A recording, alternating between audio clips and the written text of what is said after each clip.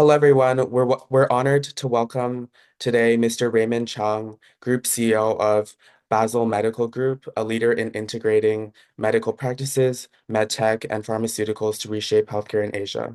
Today, Mr. Cheung will be sharing insights into his leadership journey. So let's get started. So, Mr. Cheung, could you give a brief introduction on yourself and your current role?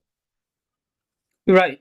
Thanks, Richard. So my name is Raymond. I have been in the industry for over 20 years.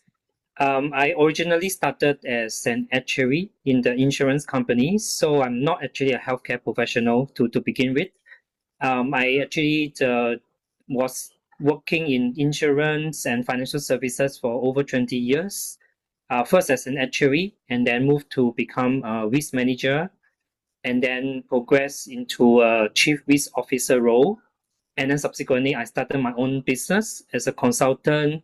Subsequently, also look into fund portfolio manager, and then started my own business, insurtech business, and which transit into a fintech.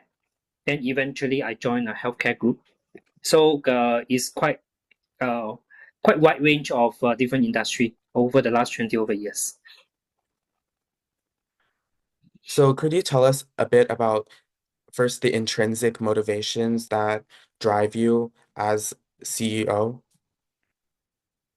Right. I think in my role currently, as a CEO of Basel Medical Group, I basically trying to grow the ecosystem in Southeast Asia with Singapore as our base.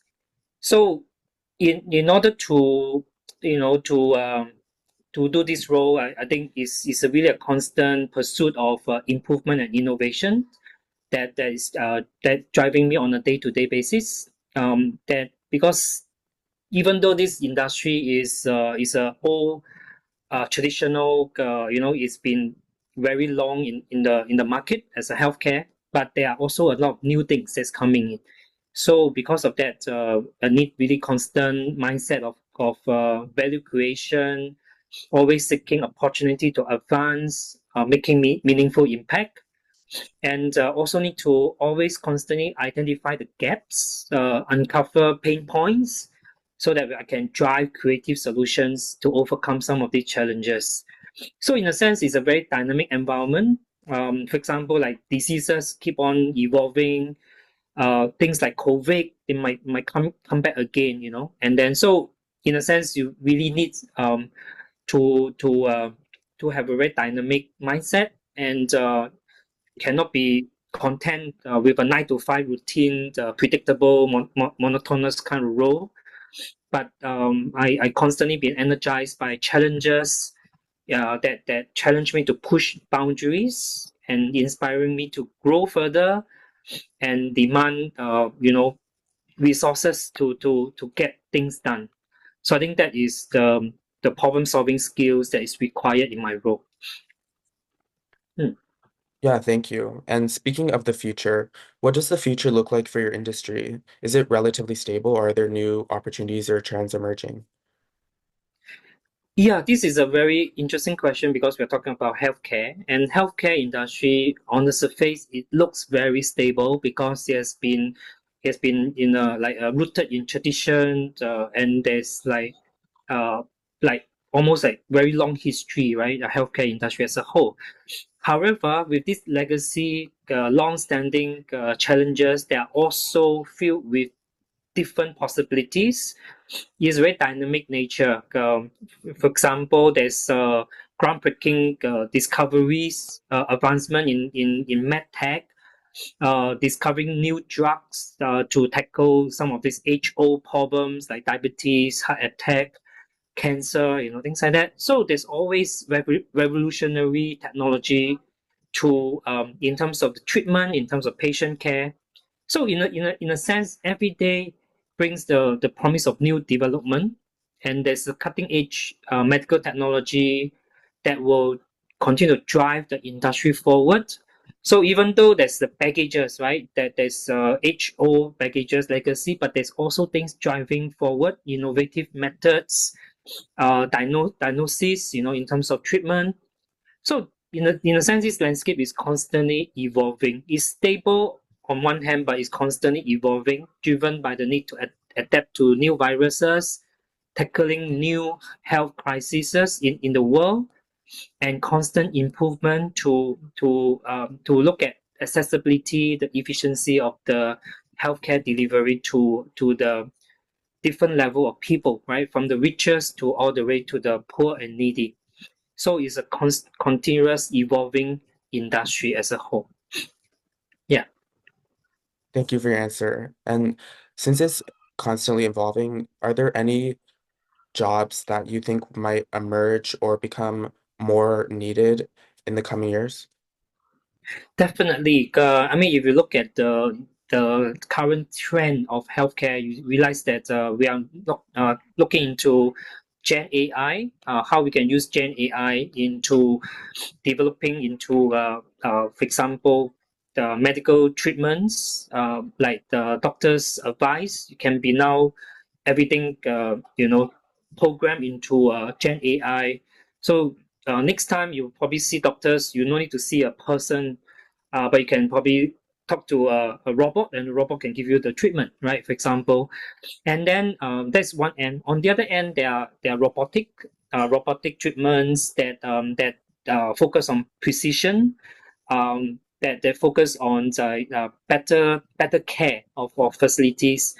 And then there's also another term called value-based healthcare, where we now look into the holistic of healthcare treatment. It's not just about you go for the most expensive doctor and they'll give you a best treatment. Sometimes the best treatment can come in the form of value, very affordable, and yet you can actually get the best outcome as part of the package. So these are the new trends and the new developments of healthcare, and I believe there will be a lot of opportunities for young people like yourself to, yeah, to even come in and participate and even become part of the career path as well. Yeah. Yeah, thank you. That's really fascinating. And as CEO, you've probably had to adapt to some of these trends. So could you tell us a bit more about what you do as CEO and a bit more about the day-to-day at your job? Well, actually, my day to day is pretty dynamic in the sense that I usually have quite a number of meetings. Usually have between 4 to 6 meetings every day. So usually I will plan my time such a way that I will see how I can allocate my time such that I can go for all these meetings. And most of the time will be not in the office. So I will usually, for example, go to the hospital to meet somebody, to have a session with them, and then go to my own clinic to talk to my staff. And then after that afternoon, I might be talking to a medtech group on to present a solution. Then eventually, once it's late afternoon, then I can go back to office and try to do some work. So this is typically a day to day of my job. Yeah, so it's quite pretty dynamic. Yeah. Thank you for your answer. And just to add on to that, are there any time management skills that you find to be really helpful? Time management skill. Okay. Definitely is very much needed in my role, because every day there are so many different tasks that need my attention. So it's almost like I need to have a very proactive way of managing my time. Like that's why every morning I will look at my calendar to basically block out all the big segments. Like if today I need to have this session, for example, I make sure that I will come home by six p.m. So I get myself prepared for it. If I need to do a presentation, for example, like meeting you know some partners that I need to present Basel Medical Group, then I will need to prepare, and to ensure that I have enough time for that. Then once I block out this big block of my time, then the rest is how I fill in, the different aspect of it. I will always try to find some time to talk to my staff in different clinics, because they don't work in the same office space as me. My office is actually in the office space, but the clinic is is about 20 to 30 minutes away. Um, so I don't work in the same workspace with them. So I every week I will try to find time to visit my clinic, talk to my staff because they work they do clinical operations, and that's where I want to be also be there to show my presence that I'm even though I'm not with them 24 hours, but at least I will tell them I'm there to look at them to ensure that they are motivated and to work together. So I will plan the different segment of time on a weekly basis, and then on a daily basis I'll make sure that the segment that I already block out, I will follow my schedule very closely. Yeah, thank you for your answer. And you mentioned visiting your staff. I'm wondering what is what sets being CEO apart from having other roles that people might not know about? Like what um responsibilities do you have that other people might not have? Right. Okay. So maybe I answer this question in a different manner. I think when you first started working as a maybe just fresh from the school, right? Graduate, just come out from school. Actually, what is really needed from you is analytical, right? So you need to analyze, you need to apply what you have learned in the school, and then in whatever job that you are allocated. So it's more analytical, it's more understanding the what the job requires you to do. And then once you advance into a few years, let's say 5 year down the road, then you start managing people. So you from managing the technical skills, you will move into management skill because you need to manage people now. You need to you cannot be on hand to do everything yourself. You have to dedicate the job to other people to do it. And once you reach a C-suite management level, and that is where you need to have foresight, you need to have vision, you need to have strategy, to look beyond the day to day. You have to look, let's say, 6 months, 1 year, 3 years down the road. Where you want the organization to go to. I mean, where you want to achieve, and then from there, chart the different path so they can guide the organization towards the goal where you want to achieve in 3 years time, 5 year down the road, 10 year down the road. So in a sense, so that the path will be very different. So it's from technical skill to management skill to strategic skill. That is the career path. So that is really what I am now trying to do. In a sense, I'm not doing a lot of hands-on work anymore because I have people who are doing the day-to-day clinical work. But my role mainly is to set the vision for the organization and then guide the entire organization forward. Yeah, so that is the most important part of my role right now. Yeah, thank you for your answer. And I'm wondering, was it difficult to transition between the analytical work to the management to the strategy if if like you didn't go through schooling to really learn about strategy and management? Okay, there's always difference between what you learn in school versus what you apply it in the workplace. Right, what you learn in school is more theory, but how do you translate the theory into practice is actually a skill set. It's not that simple. It's not that straightforward. So even if you learn management in school, does not mean that you become a good manager, right? So and I would say that many of the time, most of the time, it is also learned on the job. Meaning that when you first fresh out of the school, you probably don't really know a lot of things because you have not even worked in the career before. But over time, you get to know the trade, right? You are in, so you gain your knowledge, you gain your experience, and then at the same time, you gain the knowledge to know how to deal with different situations, and then from there, how you manage different people. So you start by working as colleagues, right? And then over time, the younger ones join. The younger one will you know more than them, so you can actually coach them in terms of the work tasks, right, on a day to day, and then that itself is a management skills already. And then once you become promoted into a manager level, then you really have a few people that you manage on a day to day.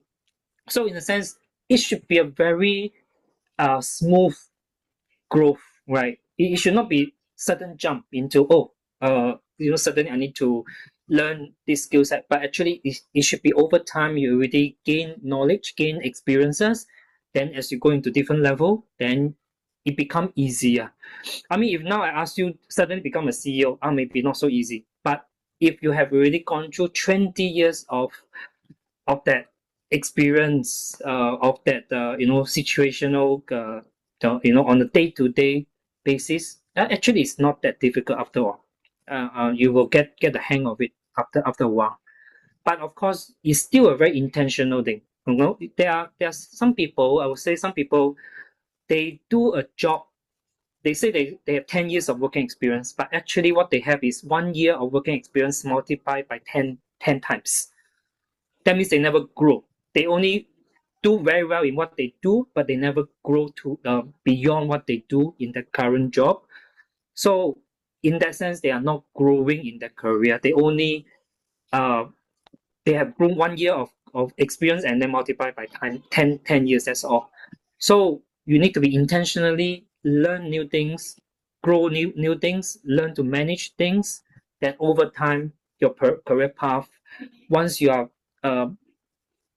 opportunity comes that you are in that different role, then you'll be able to excel in it. Yeah, so that would be my advice to any young people like yourself. Yeah, thank you. I hadn't thought about it that way. That's a really good point. And my next question for you is what were what career were you planning to pursue in high school? And could you run us through your journey your from high school to working to becoming CEO, like the transitions that you mentioned? Okay, there's many. So I'll try to summarize them. I started as an actuary analyst. So and then from there I become an actuary manager. Then after about 10 years, I moved to rating agency. So I become a rating analyst. Then after that, from there I move into risk management. So become an enterprise risk manager and subsequently become a chief risk officer. Then uh, at that point, I thought maybe good to try out something on my own. So I started my own business as a strategic consultant and risk management consultant. And then after that, I joined Grab to as their as a regional insurance lead. So I leading the whole insurance development for the whole Southeast Asia, eight countries in Southeast Asia. And that's also the time that I started to to involve in a lot of technology with Grab. It's like a Uber Grab equivalent, right?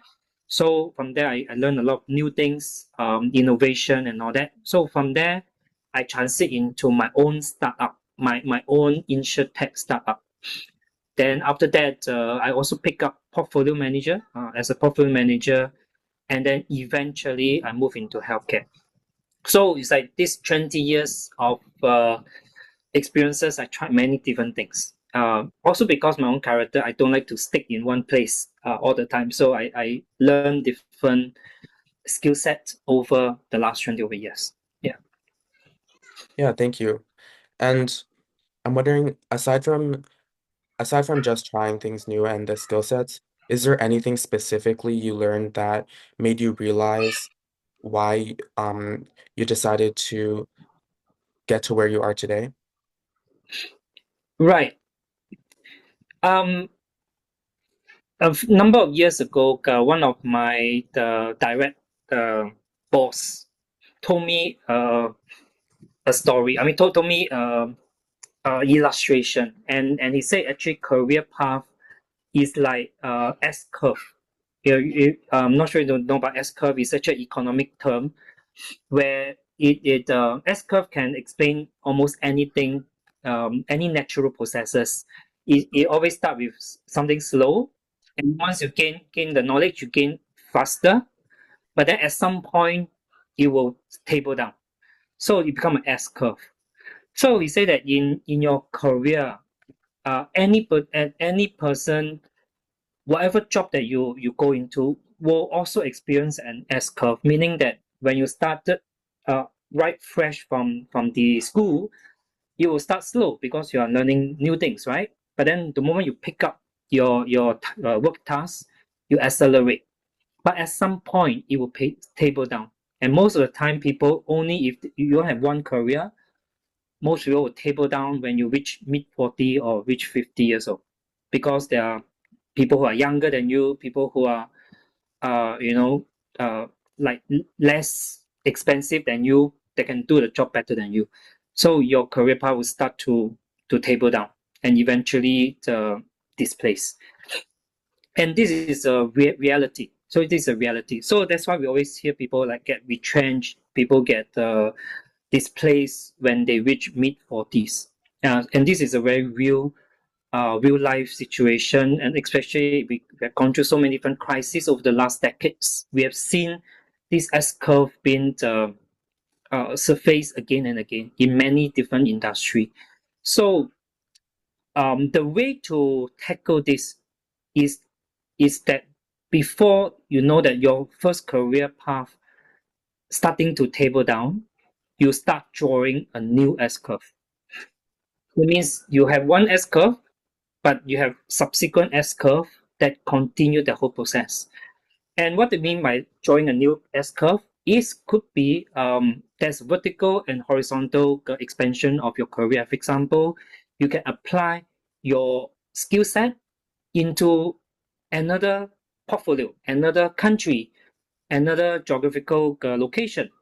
So that itself is already transferable horizontally. Another way is transfer your skill set vertically. For example, for my case, is very obvious as well. I started as an actuary, very technical type of job. From a very technical job, I moved into risk management, which also required quite technical skills. But more than just technical skill, I also need to manage people. I also need to manage operations. So from a pure technical skill, I now move into technical and a management skill set. Then from there, I move into technology, which is I joined Grab, I started InsurTech and all that. So from that, I move into technology. Then eventually, now I apply all this into healthcare. So I'm not starting something from totally different vertical. I'm actually starting vertical that are aligned with the previous vertical, and then from there I line up myself.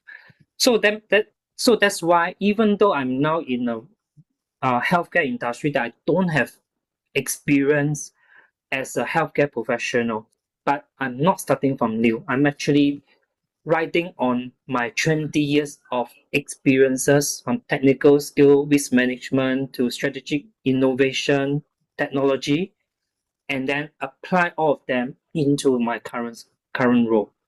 So I think that is also, in a way, my advice uh, to uh, to young people that you need to seek to learn different things. Don't just stick to one place for very long. I mean, this could be like my father's generation. Yes, they stick to one job for 40 years. But in the new world, it's not like that anymore. Change is the only constant. So because of that, we need to continuously adapt to new things, learning new way of doing things, and then from there you chart your career path accordingly. Yeah, so that would be my advice. Yeah, that's a really good insight. Thank you for explaining it so clearly. And that leads into my next question. What advice would you give to high school students looking to choose a career? Right. So, okay. In a way, some of the answers already given in my previous answers. So, to me, is to have an open mind. Try many different things. Don't feel don't feel that you are being shortchanged or being taken advantage of. For example, you go into a job and then suddenly your boss give you many things to do. take it as a learning experience. Take it, that you are learning all these things so that you can do something more next time. Maybe you're asked to do things that are not in your current job description. Doesn't matter. You go and learn it, and then, in fact, do it well. So that's one. Second is to be resilient, to understand that we are now in a very volatile world, right? VUCA, right? Volatility, uncertain, and then there's a lot of uh, things that might change. So adapt a resilient mindset to adapt to new things, new changes, and then from there become build resilience from there. Um, I think uh, that is the two things. I think the third one is very important is to grow your network.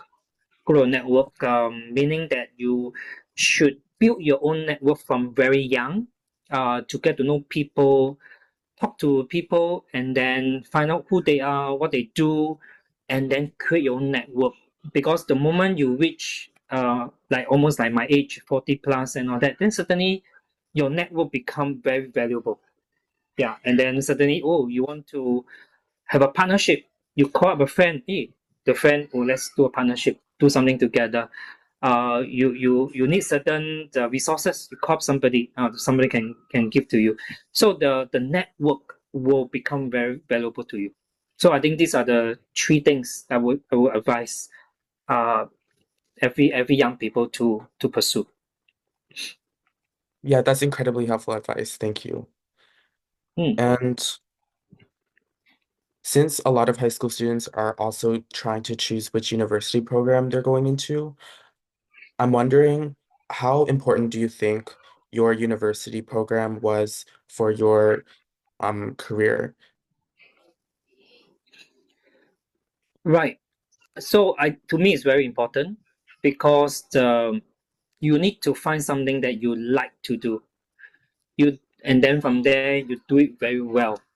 So there's a saying that it goes like this: choose something that you like and do it so well that you are willing to do it for free. Okay, but the second part is that, but do it so well that people are willing to pay you for it. So, and that started from your school. So you choose a subject that you like, choose the the subject, the courses that you like. Then from there, build on your knowledge or interest and experience in that area, and then come out in your career, choose something that you like to do. Uh, don't be, you know, influenced by people who say, "Oh, this one may not pay well, or this one may not give you a good career." As long as you like it, you can chart chart a career path out of it. To me, there's no job that's no good. You can find a job that you have interest in, and then from there you do it very well into it, and then eventually the reputation, the even the money, all this will come later on. Yeah, so that would be what I would advise all the young people. Mm. Yeah, thank you for your answer. And just to add on, I'm wondering if theoretically you in going into university you chose a different major, do you believe that you could still be where you are today? Uh, Interestingly for me, I actually chose a um different specialization when I first chose the university. I actually chose engineering as my first choice. But because in Singapore I need to serve army, right? So I actually in a way disrupted for 2 years because I was in the army for 2 years. And 1 year after my during my army terms, um, some of my classmates, the ladies who are already in the university, told me about actuarial science, and that was where I make a choice to switch. to actuarial science. So from engineering course to become a business course. But to me, I feel that there's not a even if you choose the wrong choice in a sense, you eventually feel that that's not the choice I want. It's still okay because every course that you choose in university will teach you something, teach you some technical skill, teach you negotiation, or maybe even uh, there will be something that you learn from it. So everything that you learn, you can build up, become your foundation when you come into your working world. So use that and then choose the career that you like and then apply what you have learned in the school into practicing in wherever you are in your job. Then slowly build up. Yeah, because for example, I see many of my ex-colleagues who are also actuaries, they all come from different background as well. They are engineering degree one as well, then become actuary. They are also have mathematic degree, become actuary. Yeah, so eventually you can choose something that might not be similar to what you learn in school, but whatever the case, you can bring your experiences in your career. Yeah, thank you. That's really insightful. And for my next question, as CEO, I assume that you are in charge of creating the culture at your company, but I'm wondering, what is the culture like in your profession or professions? Right. Actually, in healthcare, the culture is very much traditional because this is a really a traditional industry. At the same time, it is a hectic industry because the healthcare is there are many patients every day who come to the clinic, so it's actually highly operational, highly hectic. And like for example, in my clinic in Singapore, one day can have hundred customers. So our staff actually work until very late at night, and they work until even weekday, nighttime, and weekends as well. Because we run 24/7. I mean, in a sense, our treatment is 24/7. Even though after working hour, is by book by appointment basis. So with that kind of culture, it's very important to cultivate um, positivity into the organization because imagine all the staff are very tired every day. They work very long hours. They work like non-stop long hour. So it is also a challenge for me, to be honest, to think of innovative ways to inject positivity, inject creativity into motivating my staff. Because I don't want many of them to burn out and then eventually I left because this industry really need very skillful nurses, healthcare professional. They are not easy to find. Doctors as well. So this is a constant uh, things that I'm thinking about almost on a daily basis. How do I cultivate that positivity into my staff? So I will find excuses. For example, Christmas is coming, right? December, the next month. So I'm planning to organize a Christmas party for my staff. So in fact, currently we are planning on this Christmas party, and then during the Christmas, we may even do funny things. We can sing caroling, we can appreciate my staff, and do some funny things during those program to to uh, to appreciate the staff.